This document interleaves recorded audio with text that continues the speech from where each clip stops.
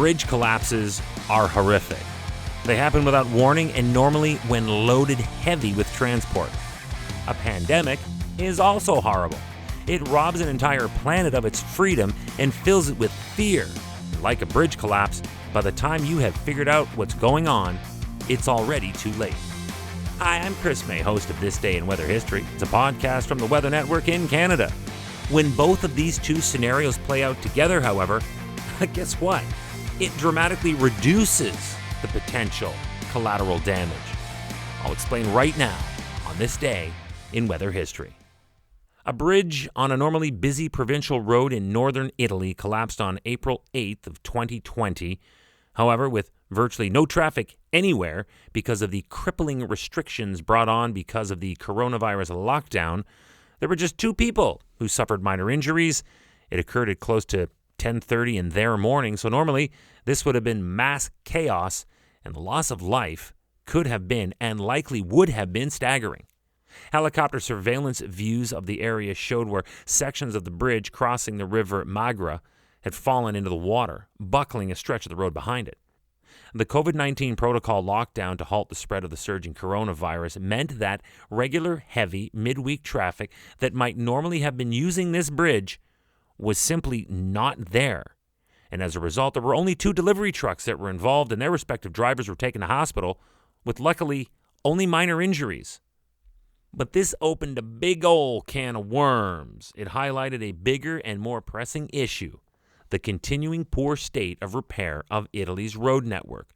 The infrastructure of this bridge had undergone periodic safety controls since 2019, that said from the group ENAS, who had also stated that they had formed an investigation team to get to the bottom of why this collapse happened here in 2020.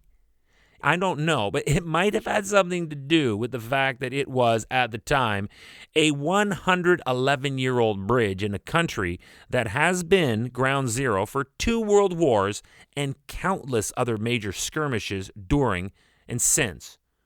More on that after this. Remember that This Day in Weather History can be enjoyed a number of ways. Right now, you are listening to the full version of today's story on your favorite podcast provider, but there is also the daily podcast video short. They are shot right here in my podcast recording studio, so you get that perspective, and oftentimes they will include visuals from that day's event, from when it happened, in weather history. So after listening to the full story, go check out the podcast video short on television or online anytime at theweathernetwork.com/weather history. The 111-year-old bridge was located in central Italy, and the original warnings about the stability of this bridge dated back 7 years to 2013. Then, in November of 2019, a crack on the road pavement was reported by bridge users after heavy rainfall. From these reports, ENAS carried out an inspection of the bridge, but strangely found nothing wrong that would require emergency repairs. So they just patched it up with a fresh coat of asphalt. Still today, the root cause of the bridge collapse is unknown, but it is suspected that a smaller unknown event may have triggered the more significant one, which weakened the structural integrity of the bridge and its support. This was certainly not an isolated incident either. The municipality of Aula and local inhabitants had also previously brought into question the safety of the bridge. They actually sent a letter in August of 2019 to Vincenzo Marzi, who at the time was the head of ENAS Department for Tuscany.